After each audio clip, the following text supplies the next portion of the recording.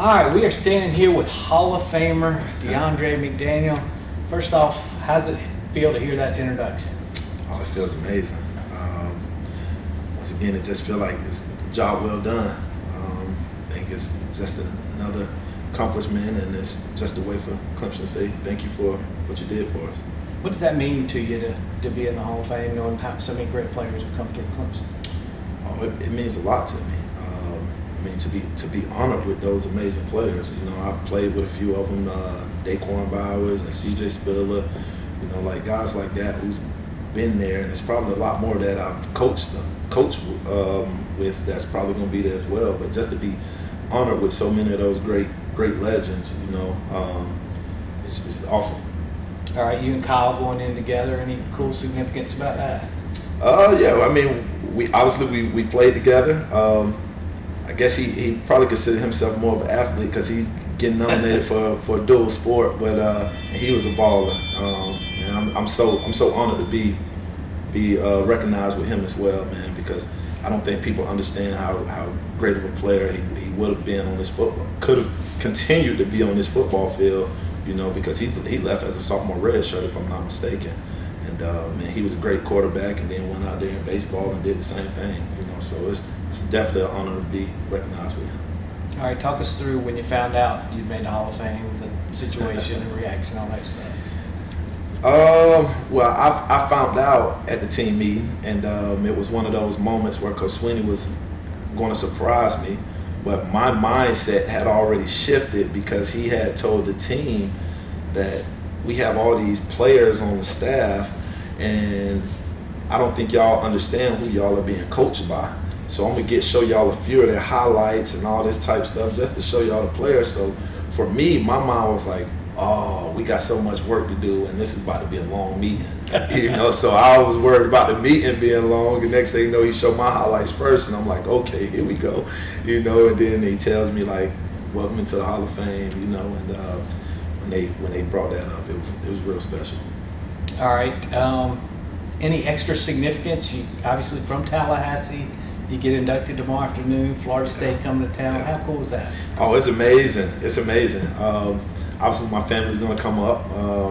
I told all the Florida State fans, y'all aren't allowed to come, so I made sure I kept the list real slim. But nah, it's real big. You know, my family's excited about it, and obviously they get to come up for a Florida State game, a top 5 game. Then they get to come up here and see me recognized and honored on the same weekend. So I mean, it's a special weekend for me, but it's a special weekend for them too, you know. So just growing up a diehard Seminole, and then being recognized on a game like this is just special in itself. All right, last question for you, DeAndre.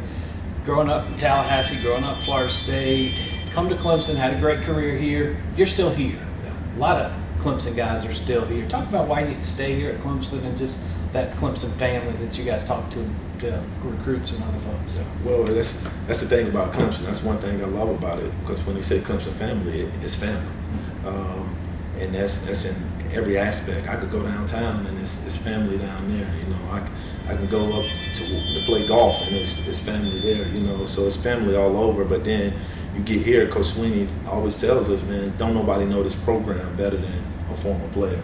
You know, so when we come back, we can speak from that locker room. We can speak from that team meeting room, those seats that y'all sat in, because we've been there. You know, so all the excuses that y'all want to make and that y'all are allowing yourself to fail on or not doing the right thing on, we've been there, we've done that. So that excuse that y'all are giving us, it's not going to work. So when he speaks family, it's actually family. All right, I cheated. I'm going to have to ask one more question.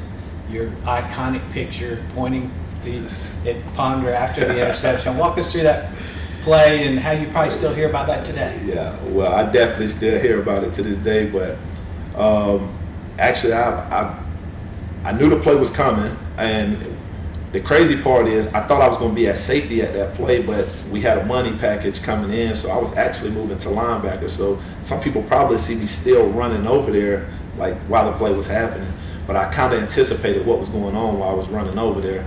And I saw, not Burt Reed, it might be Greg Reed, Burt Reed, I see what I'm thinking about, was in the slot at the time. And he ran the out route, and they tried to get a little quick 5, and I saw it, you know, and I jumped it. Obviously caught the interception. And I pointed, you know, and the point was more so like, I don't know, a lot of people say it was don't do it, you know, it was a kind of warning shot, but it was more so like,